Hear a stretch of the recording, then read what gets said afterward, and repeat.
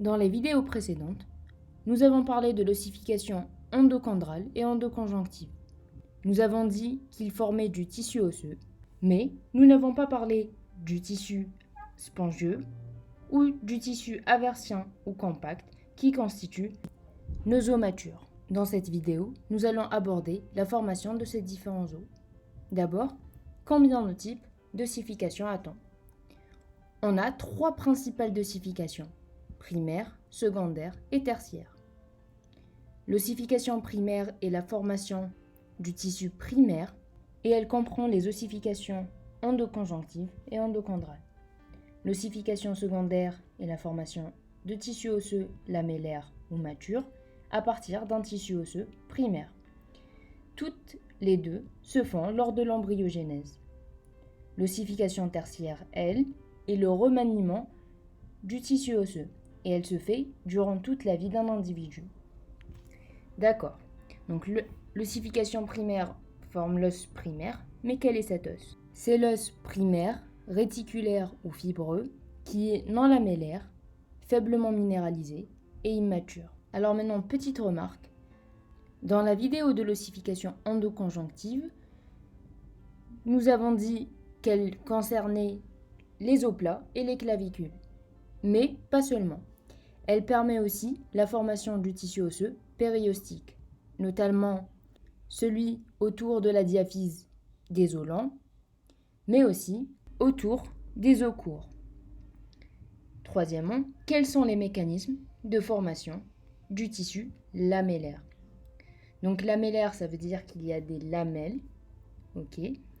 Donc pour l'ossification endoconjonctive, avant la fin de l'ossification, on aura un centre de tissu fibreux qui présente des travées et à la périphérie, un tissu osseux périostique.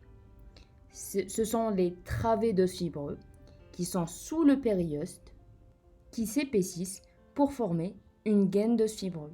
C'est l'ossification primaire. Ensuite, grâce à l'ossification secondaire, il y a remplacement du tissu fibreux au centre par un tissu osseux spongieux. C'est le tissu osseux trabéculaire, c'est-à-dire qu'il est formé de travées, qui constituera le diploé. Ce tissu osseux est lamellaire. Ces travées sont constituées de lamelles irrégulières qui permettent de supporter les différentes pressions, mais elles ne présentent pas d'ostéon ou de système de Havers qu'on trouve par exemple dans l'os compact, même si dans certaines sources on l'appelle tissu osseux haversien aréolaire. Donc ça c'était au centre. À la périphérie, l'os périostique va former du tissu osseux lamellaire haversien compact, définitivement formant les tables internes et externes. Quels sont maintenant les mécanismes pour l'ossification endochondrale, c'est-à-dire dans les os lents ? On avait dit que lors de la 3e étape de l'ossification endochondrale, il y a formation au centre d'un os spongieux qui se résorbe ensuite. De la même manière, au niveau des épiphyses ensuite, il y aura formation d'un os spongieux. En fait, l'os qui se forme au tout début de l'ossification primaire est un os fibreux qui sera remplacé ensuite par du tissu osseux spongieux. Ce dernier va se résorber au niveau de la diaphyse et restera tel quel, c'est-à-dire en os spongieux au niveau des épiphyses. L'ossification secondaire dans les os lents est cependant plus importante à la corticale, c'est-à-dire à la périphérie de la diaphyse, pour former de l'os compact. D'abord, l'os périostique primaire, c'est-à-dire celui de la gaine osseuse, va se résorber. Pendant ce temps, le périoste va former des lamelles concentriques de tissu osseux secondaire temporaire.